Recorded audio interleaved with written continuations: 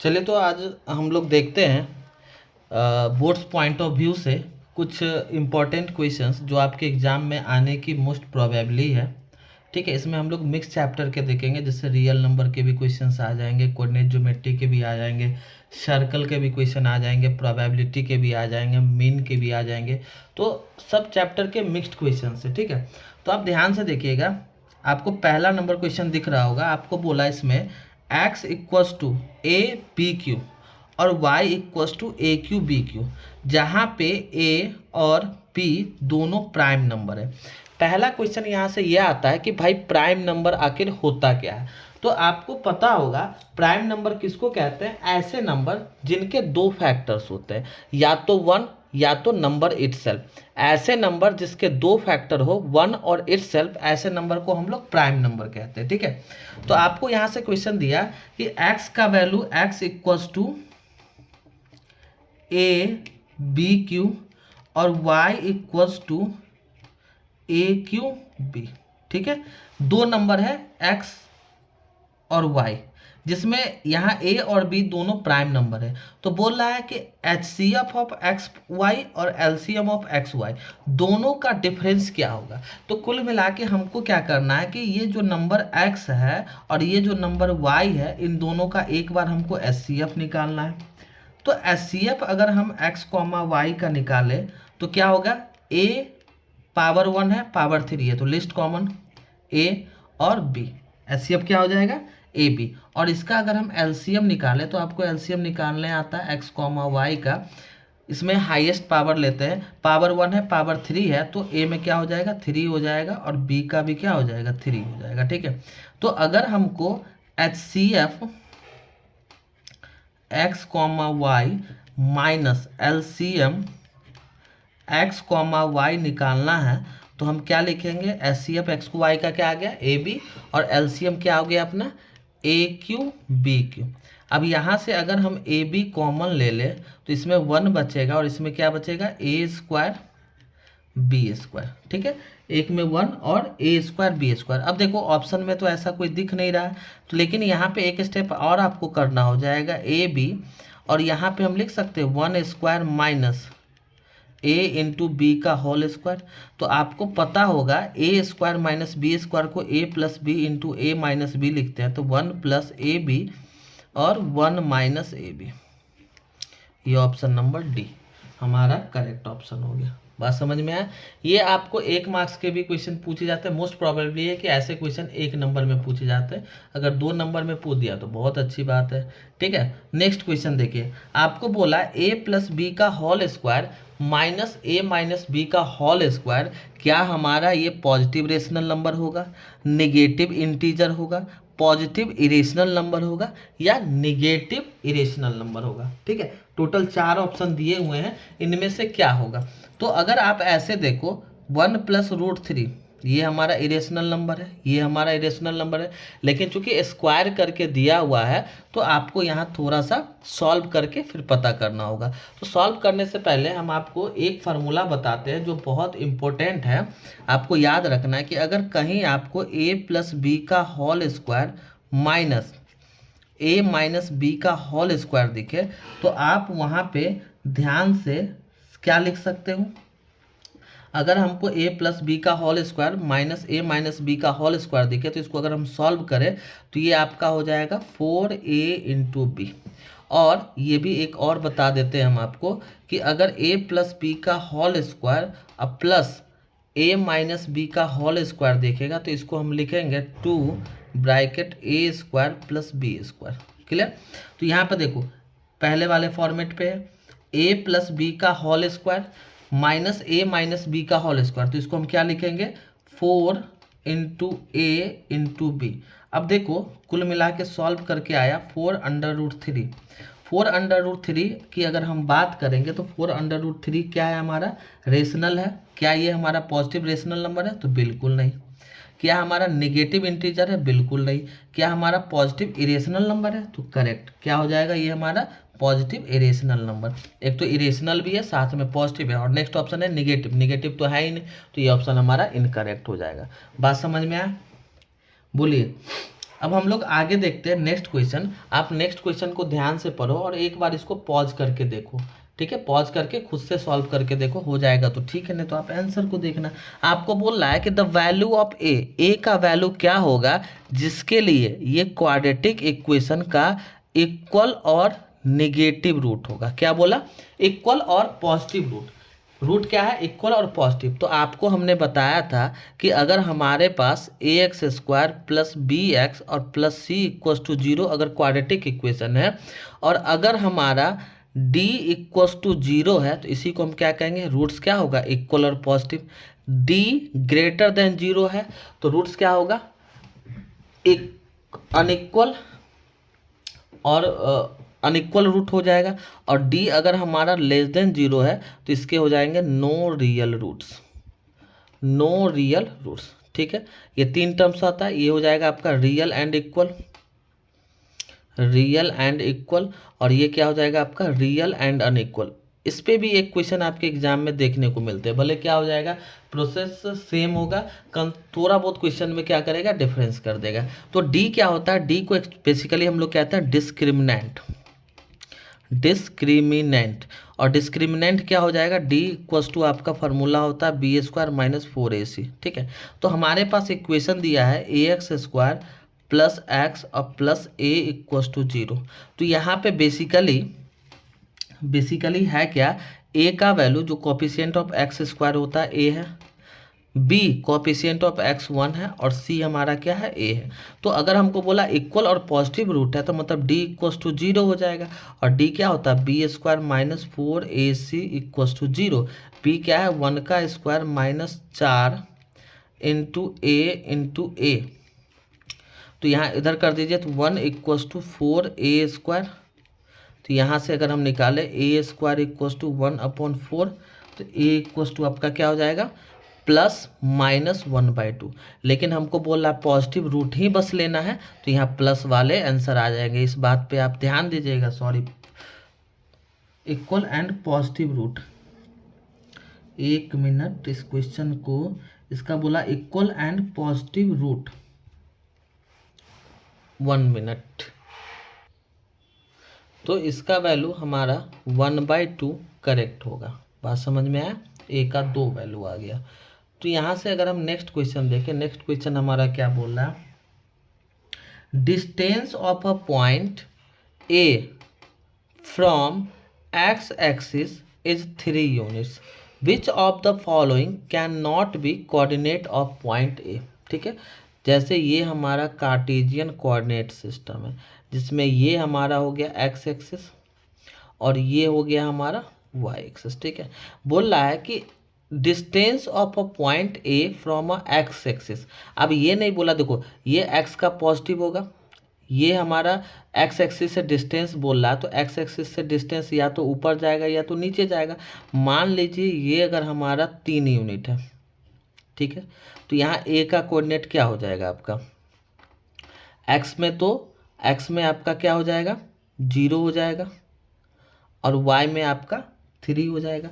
मान लो अगर ये डिस्टेंस इधर हो जाएगा तो एक्स का 0, वाई का -3। एक्स का 0 नहीं होगा, एक्स का कुछ भी हो सकता है, चूँकि डिस्टेंस है नहीं। एक्स हमारा कुछ भी, मान लो एक्स हमारा एनीथिंग, एक्स हमारा एनीथिंग, लेकिन वाई क्या हो जाएगा? या तो 3 होगा या तो -3 होगा। तो हम यहाँ वाई कोऑर्डिनेट वाले को देखेंगे। वाई यहाँ 3 है तो हो सकता है, वाई -3 है तो हो सकता है, वाई हमारा 3 है तो हो सकता है, लेकिन क्या वाई 1 हो सकता है? नहीं हो सकता। तो ऑप्शन नंबर डी हमारा करेक्ट है। बात समझना ध्यान से कि एक्स एक्सिस से डिस्टेंस बोला, तो एक्स एक्सिस से डिस्टेंस वाई कोऑर्डिनेट को देखना होगा। अब हमको तो ये नहीं बोला कि एक्स एक्सिस से पॉजिटिव जाना है कि नेगेटिव। अगर एक्स एक्सिस से ऊपर जाएंगे तो वाई हमारा पॉजिटिव हो जाएगा, और एक्स एक्सिस से नीचे जाएंगे तो वाई नेगेटिव। तो ये एक्स एक्सिस हमारा कुछ भी हो सकता है, लेकिन वाई हमारा या तो 3 होगा या तो -3 होगा, इसके अलावा तो कुछ नहीं हो सकता। अगर हम अपने ऑप्शन को ध्यान से देखें तो ऑप्शन में हमारा y का वैल्यू यहाँ 3 दे रखा है,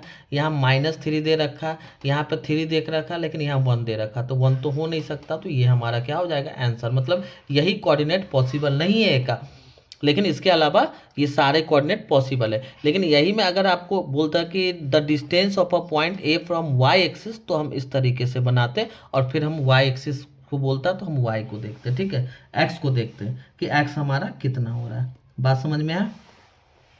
अच्छा क्वेश्चन है, कन्फ्यूजन अराइज कर देता है ये सब क्वेश्चंस कि आपको आता हुआ भी रहेगा, लेकिन आप थोड़ा बहुत भी अगर ध्यान इधर उधर करोगे तो ये क्वेश्चन आपको प्रॉब्लम क्रिएट कर देगा, ठीक है। चलो हम लोग नेक्स्ट क्वेश्चन देखते हैं। देखिए तो नेक्स्ट क्वेश्चन ध्यान से पढ़िए, अगर आपको आ रहा है तो आप वीडियो को पॉज करके आप सॉल्व करके देखें, अन्यथा आप सॉल्यूशन को देखें। देखो सॉल्यूशन क्या है इसका, आपको क्वेश्चन में बोल रहा है कि the number of red ball is 10 more than number of black ball, ठीक है। मान लो एक कंटेनर है या कोई भी एक हमारे पास ग्लास है, एक बलून है या एक कंटेनर मान लो नॉर्मल सा, उसमें जो रेड बॉल है वो ब्लैक बॉल से 10 अधिक है। अगर प्रोबेबिलिटी रेड बॉल का 3/5 है, अगर बैग में से अगर हम रेड बॉल को उठाते हैं तो उसका प्रोबेबिलिटी 3/5 दिया है, तो total number of ball bag में कितने हो जाएंगे। तो देखो यहाँ रिलेशन रेड और ब्लैक बॉल में दिया, अगर हम मान ले कि ब्लैक बॉल अगर x है, let the number of black ball भी x, तो रेड बॉल कितने हो जाएंगे x + 10। बोलो अगर हम बोले कि हमारे बैग में x ब्लैक बॉल है, ब्लैक बॉल की मात्रा जो है संख्या है वो x है, तो रेड बॉल कितना हो जाएगा, रेड बॉल जो हो जाएगा हमारा x + 10, ठीक है। तो अगर हम टोटल नंबर ऑफ बॉल की बात करेंगे, total number of ball in the bag, bag में टोटल नंबर ऑफ बॉल कितना हो जाएगा, तो ब्लैक हमारा x है और रेड हमारा x + 10 है, तो total number of ball 2x + 10 हो जाएगा, ठीक है। टोटल नंबर ऑफ बॉल कितना हो जाएगा, 2x + 10। अब आपको प्रोबेबिलिटी रेड बॉल का दिया है, probability of getting a red ball, probability of getting red ball आपको 3/5 दे रखा है। तो एक बात आप हमको बताओ कि अगर हमारा प्रोबेबिलिटी रेड बॉल का 3/5 है तो प्रोबेबिलिटी का फार्मूला क्या होता है, फेवरेबल आउटकम बट्टे में टोटल नंबर ऑफ आउटकम। तो फेवरेबल आउटकम हमारा रेड बॉल है, तो रेड बॉल कितना है हमारा x + 10, अब बट्टे में टोटल नंबर ऑफ आउटकम मतलब total number of ball bag में कितना है 2x + 10 = 3/5। अब क्रॉस कर दो तो 5 को x से मल्टीप्लाई करोगे 5x + 50 = 6x + 30। जब आप इसको इधर करोगे तो x आएगा और इधर कर दोगे तो 20 आ जाएगा। तो यहाँ से हमें क्या पता चला कि बॉल जो x का वैल्यू क्या आ गया 20। हमें क्वेश्चन में क्या बोला, टोटल नंबर ऑफ, हमको ब्लैक बॉल पूछता तो 20 आंसर आ जाता, रेड बॉल पूछता तो 30 आ जाता, लेकिन टोटल नंबर ऑफ बॉल बोला तो यहाँ पे आप x का वैल्यू डाल दो, 2 × 20 + 10, तो टोटल नंबर ऑफ बॉल कितने हैं 50 है, तो ये हमारा 50 आंसर हो जाएगा। क्या आपको ये क्वेश्चन अच्छे तरीके से समझ में आया? 1 मार्क्स का क्वेश्चन है और बहुत अच्छा क्वेश्चन है, ठीक है। नेक्स्ट क्वेश्चन देखो आपको क्या बोल रहा है, the value of p for which the equation, आपको एक इक्वेशन दे रखा है px + 3y = p - 3 और this has infinitely many solution, infinitely many solution. तो हमने आपको कंडीशन बताया था इन्फिनिटली मेनी सॉल्यूशन के लिए, जैसे मान लो हमारे पास दो इक्वेशन दिया है a1x + b1y + c1 = 0 और a2x + b2y + c2 = 0। अगर दोनों इक्वेशन का इन्फिनिटली मेनी सॉल्यूशन है तो क्या होता था रिजल्ट, a1/a2 = b1/b2 = c1/c2।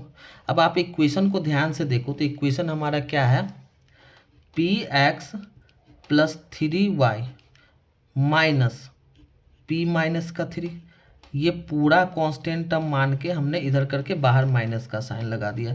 तो a का वैल्यू p1 a1, b1 का वैल्यू 3 और c1 का वैल्यू माइनस का ये। दूसरा क्या हो गया 12x + py - का p = 0, ठीक है।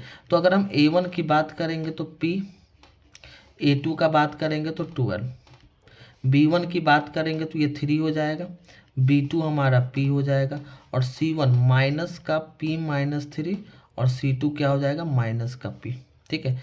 जब आप इसको क्रॉस करो तो देखो इस दोनों को अगर हम सॉल्व करेंगे लेके तो p² = 36, तो p = क्या हो गया +- 6।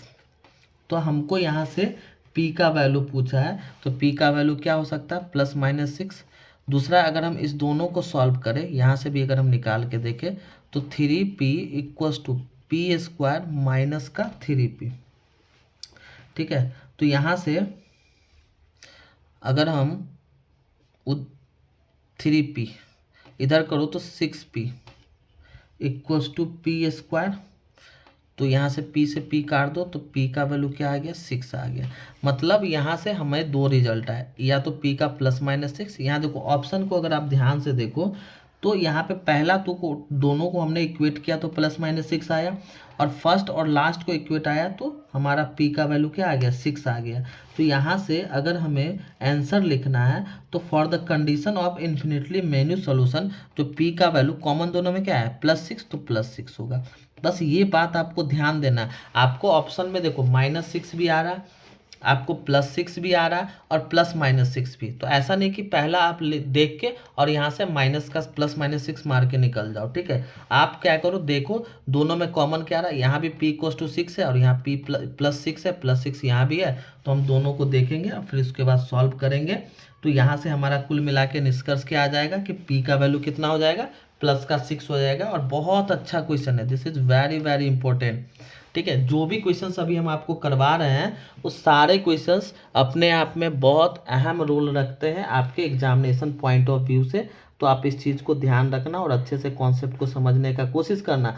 छोटी छोटी गलती भी आपको सॉल्यूशन को गलत कर देगा और आपके मार्क्स को कम कर सकता है। तो यहाँ पे ये बात आप ध्यान देंगे, क्योंकि यहाँ पे हम क्या करेंगे, ऐसा नहीं कि यहाँ से सॉल्व करके p का वैल्यू +-6 है तो मार के निकल गए, गलत हो जाएगा। नहीं, आपको क्या करना, पहला दूसरा को हमने सॉल्व किया, फिर हम क्या करेंगे, दूसरा फर्स्ट और लास्ट को 6 सॉल्व करके देख लेंगे। मान लो अगर आपके मन में सवाल आया, सिर्फ आपने पहला दूसरा को लिया तो ये आया, आपने क्या किया, दूसरा तीसरा को लिए तो ये आया। सर पहला तीसरा को लेके देखते हैं क्या आएगा, तो चलो वो भी कर लेते हैं। अगर हम फर्स्ट और थर्ड को लेके तो p/12 इक्वल्स टू p-3/p।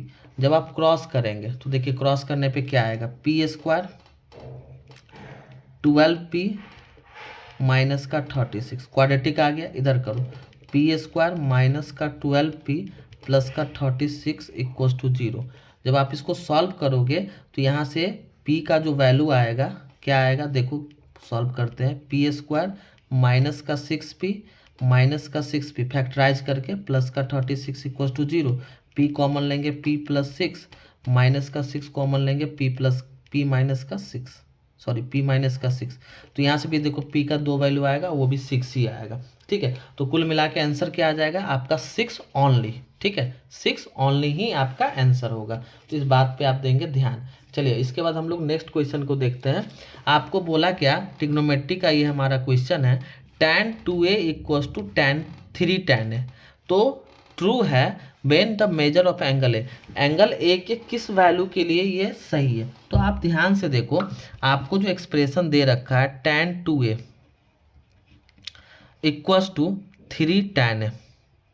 मान लो बाय ऑप्शन अगर हम इसको चेक करें तो अगर आप 90 डालोगे तो tan 2a 290 180 हो जाएगा। आपने 180 तक का तो वैल्यू नहीं पढ़ा है, तो इसका मतलब ये ऑप्शन ऐसे ही ख़त्म कर दो।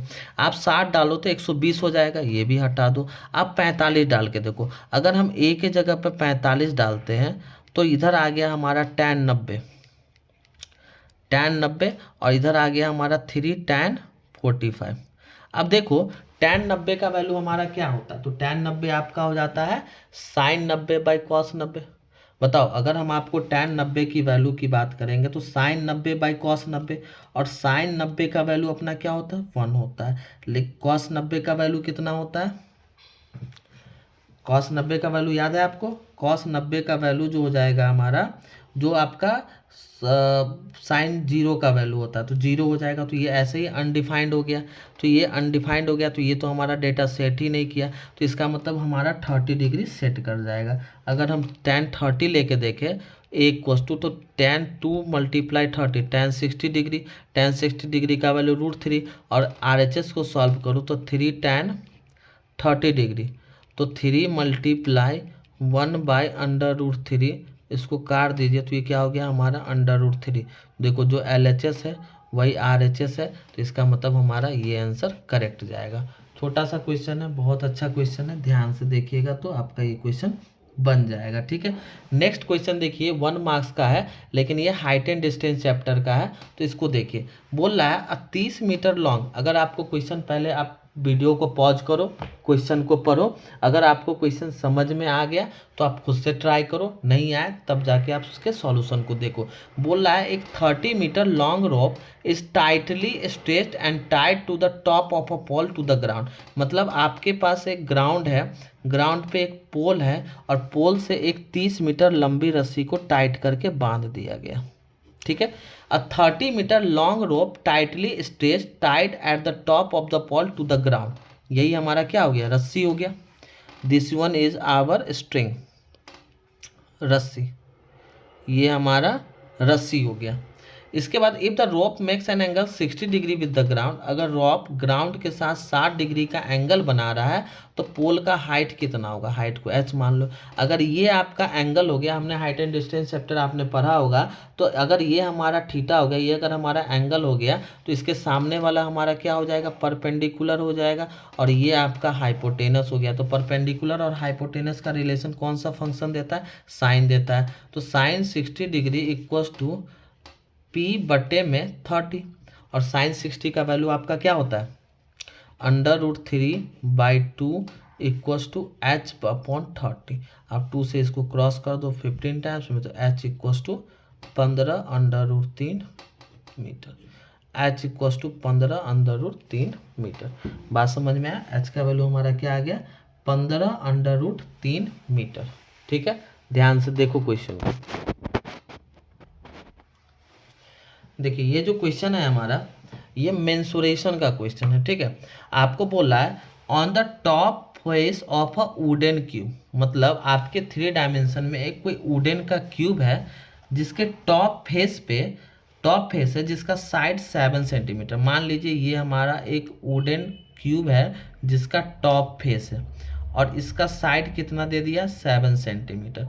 क्यूब है तो सारे साइड बराबर होगा, अगर ये 7 है, ये 7, ये 7 हो जाएगा। ठीक है, a hemispherical depression of radius इतना सेंटीमीटर टू बी फॉर्म। ठीक है, इस तरीके से hemispherical depression, hemisphere का शेप हो गया अपना ये, तो इस तरीके से हेमी स्फेरिकल डिप्रेशन इसमें बनाया गया। ठीक है, the maximum number of depression can be formed is, तो टोटल कितने डिप्रेशन पॉसिबल है। पहला चीज यहाँ से ये आता है कि अगर हमको बोला गया नंबर ऑफ डिप्रेशन, तो नंबर ऑफ डिप्रेशन कभी भी होल नंबर होगा। कहने का मतलब आप यहाँ से 1 डिप्रेशन कर सकते हो, 2 कर सकते हो, 3 कर सकते हो, 4 कर सकते हो, 5 कर सकते हो, इसी तरीके से कर सकते हो। ठीक है, अगर हम बोलेंगे कि अगर हम डिप्रेशन कर रहे हैं तो पूरा एरिया ये कितना ले रहा है, तो अगर ये हेमी स्फीयर का रेडियस हमको अगर 3.5 दिया है तो ये पूरा डायमीटर निकालना होगा हमको। डायमीटर अगर हम निकालें तो 2 × 0.35, तो ये हमारा 0.7 सेंटीमीटर हो गया। और यहाँ से हम अगर है तो हमारा हेमी स्फीयर, लेकिन ऊपर में कैसा दिखेगा, सर्कुलर ही दिखेगा। तो अगर हम यहाँ से लिखे कि number of circle along one side, एक साइड में कितने सर्कल पॉसिबल है, तो टोटल ये लेंथ 7 सेंटीमीटर का है, टोटल लेंथ 7 सेंटीमीटर का है, और एक सर्कल कितना एरिया ले रहा है, 0.7 का ले रहा है, तो 10 सर्कल पॉसिबल है। इस तरीके से 1 2 3 4 5 6 करके बनेगा, 10 इधर बनेगा, फिर 10 इधर, ऐसे करके 7 इधर भी है, 7 इधर भी है। तो कहने का मतलब एक 7 सेंटीमीटर पे 10 सर्कल बन रहा है, तो इसका एरिया कितना हो जाएगा, 7 7 49। तो टोटल जो नंबर ऑफ सर्कल की बात करेंगे, total number of hemispherical depression, जो कि बाहर से कैसा दिखेगा, सर्कुलर दिखेगा, वो एक साइड में 10 बना, टोटल कितना हो जाएगा, 10 × 10 इक्वल्स टू 100। हमारा आंसर क्या हो जाएगा, 100 हो जाएगा। बात समझ में आया, क्वेश्चन बहुत अच्छा था। ठीक है, आपको इसमें बस थोड़ा सा ये याद रखना है कि पहली बात तो आपको ध्यान देना है कि कभी भी नंबर ऑफ सर्कल होल में ही बनेगा। दूसरी बात क्या है कि अगर क्यूब है तो क्यूब का जो अपर फेस होगा वो स्क्वायर फेस होगा, तो जो इसका 7 ये हो गया, ये भी 7, ये भी 7, ये 7, सारे साइड 7 होंगे। एक साइड में टोटल 10 सर्कल बन रहा है। कैसे हमने पता किया? तो एक सर्कल कितना ले रहा है? 0.7 सेंटीमीटर का लेंथ ले रहा है, तो 7 सेंटीमीटर टोटल है, तो एक साइड में 10 सर्कल बनेगा। अगर 10 बनेगा तो टोटल नंबर ऑफ सर्कल 10 इधर बना, 10 करके टोटल नंबर 100 सर्कल, ऐसे ऐसे करके 10, फिर दूसरा में 20, तीसरा सेंटीमीटर में 30, 40 करते करते साथ में कितने सर्कल बन जाएंगे? 10 सर्कल आपको देखने को मिलेगा। बात समझ में आया? हम लोग नेक्स्ट क्वेश्चन देखते हैं। देखिए नेक्स्ट क्वेश्चन हमारा क्या बोल रहा है, ये जो क्वेश्चन है हमारा वो मीन मीडियन मोड चैप्टर का है। ठीक है, आपको बोल रहा है mean median of a given set of information are 10 और 11। मतलब कोई एक इंफॉर्मेशन का सेट है या कोई सेट है जिसके मीन जो है, मीन का वैल्यू हमको 10 दे रखा है और हमें मीडियन का वैल्यू 11 दे रखा है। ठीक है, और हमको यहाँ से मोड निकालना है। तो आपको पता है अगर एक रिलेशन जिसको हम लोग कहते हैं इम्पेरिकल रिलेशन, इम्पेरिकल रिलेशन जो मीन मीडियन मोड के बारे में होता है, वो क्या कहता है? Empirical relation 3 median equals to 2 mean plus का mode. 3 median equals to 2 mean plus का मोड। बहुत इंपॉर्टेंट रिलेशन है, 1 मार्क्स में आपको दे देगा, या कभी कभी क्वेश्चंस आपके 5 मार्क्स में ऐसे भी बनते हैं कि आपको मीन मीडियन और मोड, तो जिसमें आपको मीन और मीडियन दे देगा, मोड निकालना होगा, या मान लो मीन और मोड दे देगा तो आपको मीडियन निकालना, तो कोई भी 2 निकाल के आप तीसरा निकाल सकते हो, अन्यथा 1 नंबर में क्वेश्चन इसके भी फिक्स ही रहते हैं। आप ध्यान से इसको याद रखना। ठीक है, अब इसी रिलेशन का अगर हम यूज करें तो हमें क्या निकालना? मोड निकालना है, तो इसको हम उधर कर देंगे। तो can we write mode equals to 3 median minus 2 mean. तो 3 मीडियन हमारा कितना हो गया? 11 माइनस 2 मल्टीप्लाई मीन हमारा क्या हो गया? 10। तो 11 तिया 33 माइनस का 20, 33 में से 20 जाएगा 13, और ये हमारा हो गया आंसर। बोलो समझ में आया? आपको इम्पेरिकल रिलेशन, ये आपने मीडियन मोड पढ़ा होगा तो उसमें आपको दिखा होगा इम्पेरिकल रिलेशन, और ये बहुत इंपॉर्टेंट रिलेशन है। ठीक है, इसकी ज़रूरत आपको पड़ेगी। आप इस चीज़ को याद रखना क्या होता है एम्पेरिकल रिलेशन। तो 3 median equals to 2 mean plus mode, 3 median equals to 2 mean plus का मोड।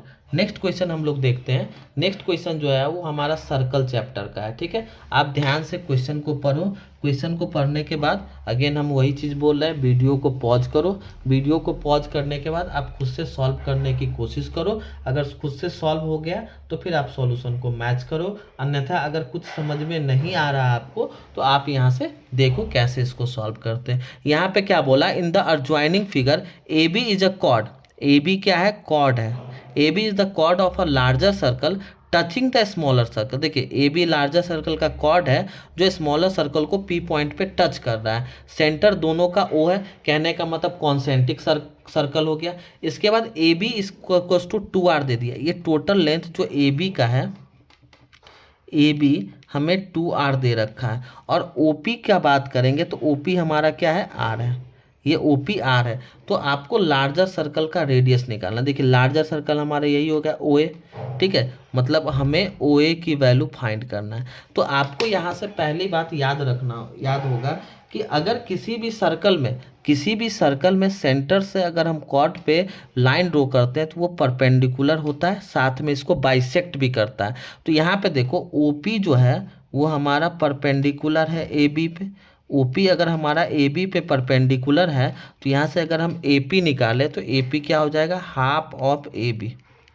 ए पी हमारा क्या हो जाएगा? ए बी का आधा। तो 1/2 मल्टीप्लाई ए बी हमारा हो गया 2r।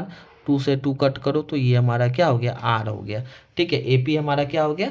r हो गया। अब देखो यहाँ से जैसे ये परपेंडिकुलर गिरा 90 डिग्री हुआ तो ये राइट एंगल ट्रायंगल बना।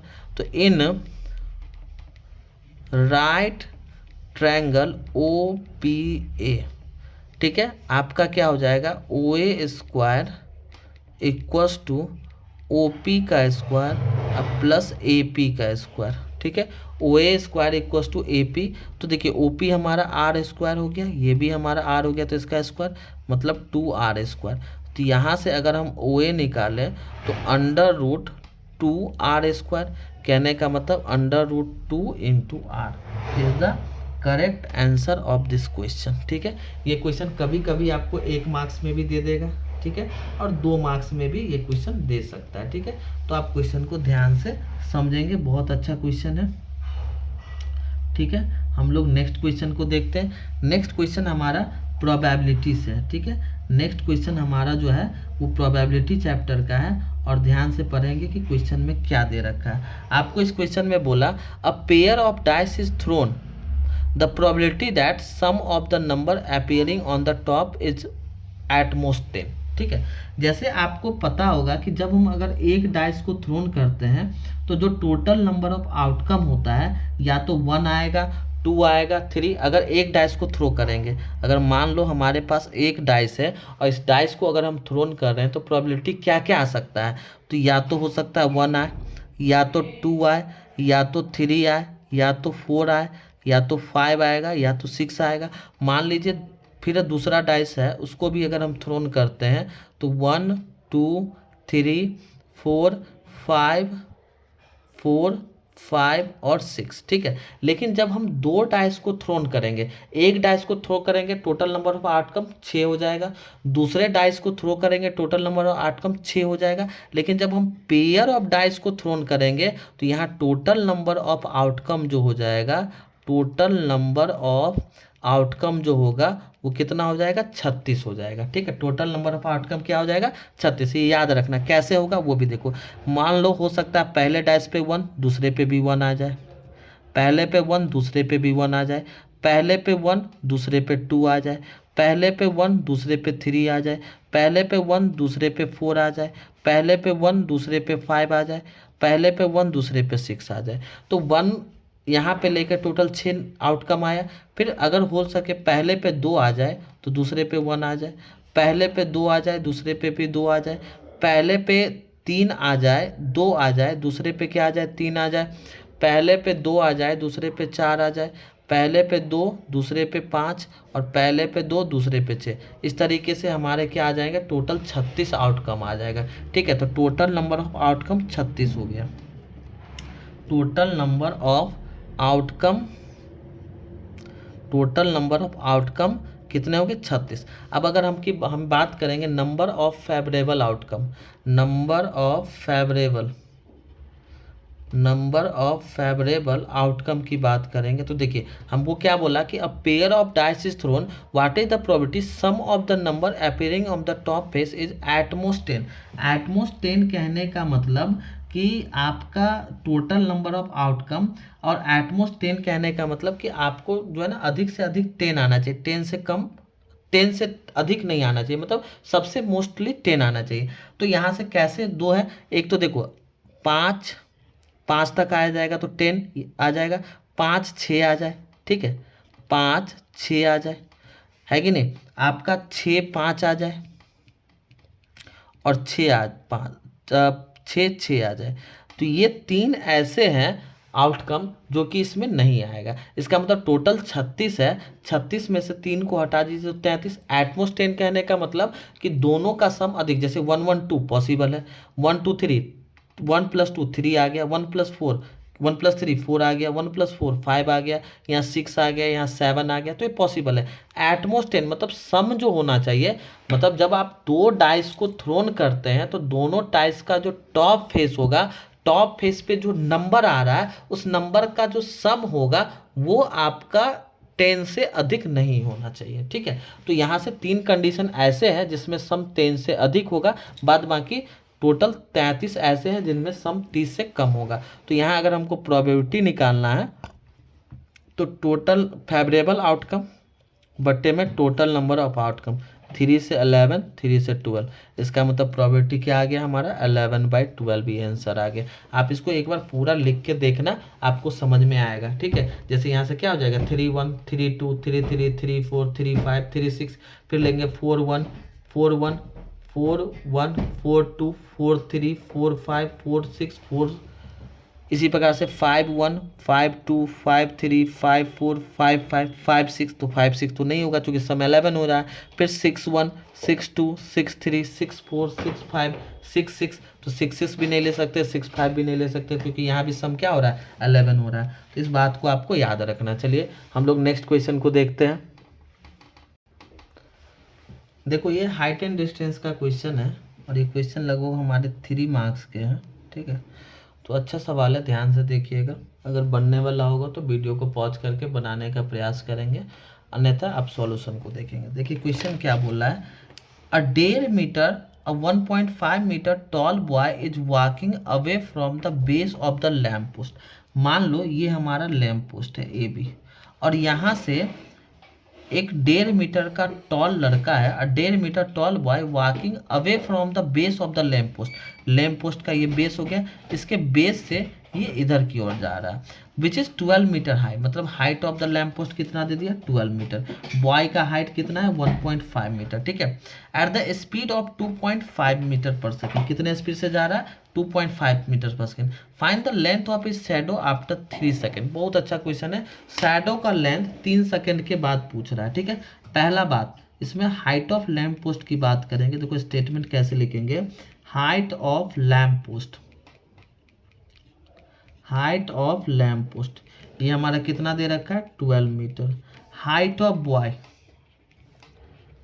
हाइट ऑफ बॉय, बॉय का हाइट कितना है हमारा 1.5 मीटर। स्पीड की अगर हम बात करेंगे, speed of boy, speed of boy जो है हमारा वो 2.5 मीटर पर सेकेंड है। और जो हमारा टाइम इलेप्स्ड, टाइम इलेप्स जो है वो 3 सेकेंड का है, ठीक है। तो अगर हम डिस्टेंस की बात करेंगे, distance walked by the boy, तो स्पीड मल्टीप्लाई टाइम, स्पीड कितना है लड़के का 2.5 इंटू 3, तो कितना हो गया 7.5 मीटर। मतलब ये हो गया कि ये जो लड़का है वो लैम्प पोस्ट से 7.5 मीटर की दूरी पे है। बात समझ में है। मान लेते हैं कि उसके शैडो का लेंथ हमारा x मीटर है। तो यहाँ से देखो दो ट्रायंगल बन रहा है, ये ट्रायंगल हो गया, ये ट्रायंगल हो गया। अब आपको थोड़ा सा, हमने आपको सिमिलरिटी बताया था, हम यहाँ से सिमिलर का यूज करेंगे, सिमिलरिटी का। अब देखो triangle C D E is similar to triangle C B A, triangle C D E is similar to triangle C B A. देखो रिजल्ट कैसे होगा, तो ये 90 ये 90 और ये इसके पैरेलल है, तो ये क्या हो जाएगा, ये आप ये 90 और ये कॉमन हो जाएगा। तो आप कह सकते हो एंगल एंगल से सिमिलरिटी हो जाएगा। बताइए, एंगल एंगल से सिमिलरिटी हो जाएगा। तो यहाँ से साइड का रेशियो लेंगे, this upon this, x upon 7.5 equals to 1.5 upon 12, ठीक है। 12 यहाँ से अगर इसको आप कट करोगे तो ये 8 बार में जाएगा, तो x इक्वल्स टू 7.5 अपॉन 8। जब आप इसको सॉल्व करो 1 डेसिमल आ जाएगा 15। जब इसको सॉल्व किया जाए, नहीं 1 minute, wait wait wait wait wait wait wait, अगर ये दोनों सिमिलर है तो रेशियो लेना होगा ना। तो रेशियो क्या हो जाएगा, सी डी बट्टे में सी बी, सी डी बट्टे में C B equals to E D E बट्टे में बी ए, डी ई बट्टे में बी ए, ठीक है। तो यहाँ से देखो सी डी हमारा क्या हो गया एक्स बट्टे में x plus 7.5 equals to D 1.5 upon 12। अब इसको आप क्रॉस करके सॉल्व कर दो, तो 12x इक्वस टू 1.5x अब प्लस 1.5 को 7.5 से मल्टीप्लाई करोगे तो 111.25। इसको इधर कर दो तो ये हो जाएगा आपका 10.5 इक्वस टू 11.25। तो यहाँ से अगर हम x का वैल्यू निकालेंगे तो x equals to 11.25 upon 10.5 1.07 metre हो जाएगा, ठीक है। बहुत अच्छा क्वेश्चन है, 3 नंबर का क्वेश्चन है, ध्यान से देखिएगा इसको। और बनाने का यहाँ पे हमने क्या किया, हाइट एंड डिस्टेंस पे थोड़ा सा सिमिलरिटी का मदद लिया, क्योंकि हमें यहाँ पे 2 ट्रायंगल दिख रहा, सिमिलर दिख रहा, तो हमने सिमिलर, अगर 2 ट्रायंगल अगर हमारा सिमिलर है तो उसका साइड का रेशियो ले लेंगे। ठीक है, 2 ट्रायंगल अगर सिमिलर है तो कॉरस्पॉन्डिंग साइड का रेशियो जो होता है वो बराबर होता है। चलिए हम लोग नेक्स्ट क्वेश्चन देखते हैं। आपको बोला एक पैरेललोग्राम ABCD में साइड AD को प्रोड्यूस कर दिया गया E तक, और बोला है बी इंटरसेक्ट CD एट ए प्रूफ करना। देखिए आपके पास एक पैरेललोग्राम है ABCD, ABC और D, AD को प्रोड्यूस किया गया E तक, ये हमारा AD हो गया, AD को E तक प्रोड्यूस किया गया, एंड B इंटरसेक्ट, B से E को मिलाया गया, B से E को मिलाया गया, BE जो है इंटरसेक्ट कर रहा है CD को F पे। ठीक है, तो आपको प्रूव करना है कि triangle ABE is similar to CFB। ठीक है, तो यहाँ से हम लिखेंगे in triangle ABE and triangle CFB, पहली बात तो ये एंगल बराबर होगा by the rule of opposite angle of a parallelogram are equal, मतलब angle BAE equals to angle BAE equals to angle FCB। ठीक है, BAE इक्वल्स टू FCB। अब देखिए नेक्स्ट क्या होगा, क्योंकि ये जो होता है ये इसके पैरेलल है।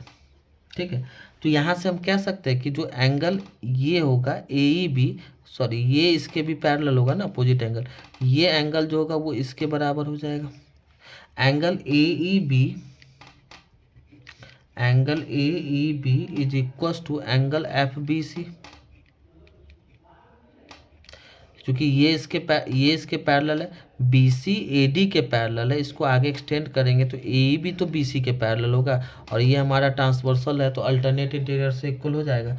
तो हम कह सकते हैं therefore triangle APE is similar to triangle CFB by angle similarity. ये जो हमारा इक्वल आया ये किससे आया, अपोजिट एंगल ऑफ पैरेललोग्राम से, अपोजिट एंगल ऑफ पैरेललोग्राम, और ये जो हमारा रिजल्ट आ गया ये हो गया ऑल्टरनेट इंटीरियर एंगल के कॉन्सेप्ट से। बात समझ में आया, ऑल्टरनेट इंटीरियर एंगल के कॉन्सेप्ट से ये हमारा इक्वल हो गया। तो इसमें देखो ये 2 क्वेश्चन जो अभी हम लोगों ने बैक टू बैक देखा, या तो 2 या 3 मार्क्स में पूछे जाएंगे, तो ये दोनों क्वेश्चन में क्या किए, ये तो इसमें क्या है फिगर नहीं दे रखा, तो आपको ये चीज़ याद रखना है कि अगर आपको क्वेश्चन दिया है तो आपको फिगर नहीं दे रखा है तो आपको फिगर बनाने आना चाहिए। फिगर नहीं आ रहा तो दिक्कत वाली बात है, फिगर बनाने आपको सीखना होगा। ठीक है, तो आप उसके लिए क्या करना होगा, बहुत सारे क्वेश्चंस को प्रैक्टिस करो, क्वेश्चन प्रैक्टिस करोगे तो फिगर खुद ही आपको बनाने आ जाएगा। और जैसे जैसे क्वेश्चन बोला, जैसे इस क्वेश्चन में क्या बोला कि ABCD एक पैरेललोग्राम है, हमने ले लिया, फिर बोला AD को बढ़ा दो, हमने बढ़ा दिया, कहाँ तक बढ़ाना है तो E तक बढ़ाना, हमने वो भी बढ़ा दिया। इसके बाद बोला BE इंटरसेक्ट करा तो B से E को मिलाओ, और ये CD को F पे इंटरसेक्ट कर रहा है। अब बोल रहा है कि यहाँ पे क्या करना है कि दोनों ट्रायंगल आपस में सिमिलर है, ये 2 नंबर के सवाल है आपके, दोनों ट्रायंगल आपस में सिमिलर है। जब हमको सिमिलर प्रूफ करना है तो हमने आपको क्राइटेरिया बताया था कि अगर किसी भी 2 ट्रायंगल का कोई भी 2 एंगल इक्वल हो जाए तो एंगल से सिमिलरिटी हो जाएगा, अगर तीनों एंगल बराबर हो जाएगा तो एंगल से सिमिलरिटी हो जाएगा। इसके बाद साइड सिमिलरिटी भी बताए थे, और एक और बताए थे साइड सिमिलरिटी। टोटल 4 क्राइटेरिया था सिमिलरिटी का, उसको आप अगर ध्यान से देखोगे तो आपको क्वेश्चंस बन जाएंगे। ठीक है, हम लोग नेक्स्ट सवाल देखते हैं। देखिए क्वेश्चन नंबर नेक्स्ट जो है, evaluate 3 sin 30 degree -4 sin cube 30 degree बटे में 2 sin square 50 degree plus 2 cos square 50 degree. पहली बात यहाँ पर देखो कि अगर आपको कहीं साइन क्यूब थीटा लिखा हुआ है तो आप वहाँ पे उसको साइन थीटा का क्यूब लिख सकते हैं, पहली नंबर बात। दूसरा नंबर, यहाँ पे एक फार्मूला यूज होगा साइन और कॉस का, हमने आपको बताया था कि sine square theta plus cos square theta equals to 1 होगा। थीटा के किसी भी मान के लिए, थीटा का मान मान लो यहाँ पर 30 दे दे, यहाँ 30 दे तो 1 हो जाएगा, यहाँ 100 दे दे, यहाँ 100 दे दे, फिर भी 1 हो जाएगा। यहाँ 2 lakh sine square 2 lakh degree plus cos square 2 lakh degree, वो भी क्या हो जाएगा आपका 1 ही हो जाएगा। बट याद रखना है कि यहाँ पर थीटा समान होना चाहिए, ठीक है। और एक्स साइन और कॉस का कॉफिशिएंट भी 1 होना चाहिए। देखो तो इसको अगर हम सॉल्व करें, 3 साइन 30 का वैल्यू 1/2 माइनस 4 मल्टीप्लाई साइन 30 1/2 और उसका क्यूब है तो आप क्यूब लगा दो, बटे में नीचे 2 यहाँ पे भी है और यहाँ पे भी है, दोनों में अगर हम 2 कॉमन ले ले तो साइन स्क्वायर 50 डिग्री अब plus cos square 50 degree. Clear. तो देखो ऊपर में क्या आ गया 3/2 माइनस 4 में 2 का क्यूब 8 अपॉन इसका रिजल्ट क्या आ गया 1 आ गया, 2 × 1 2 हो जाएगा।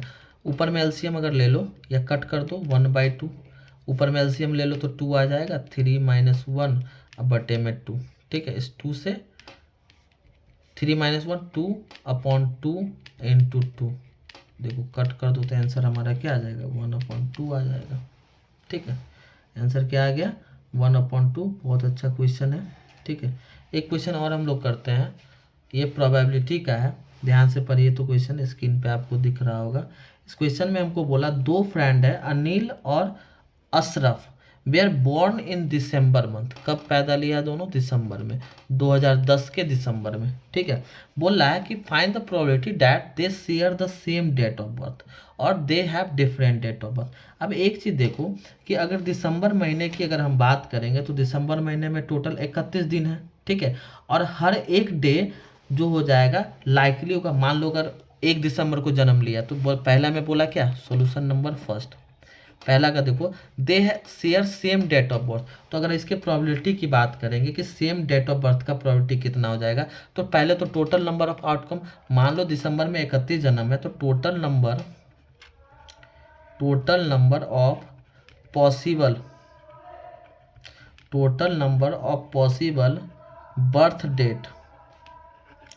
Birth date pairs as.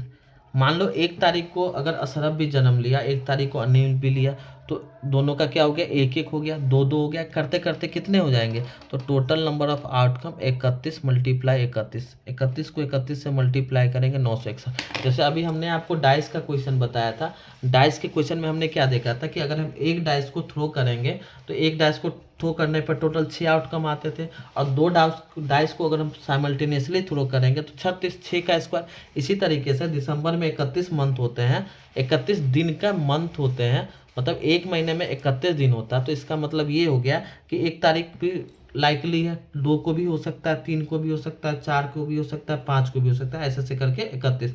तो total number of possible birthday कितना हो गया 31।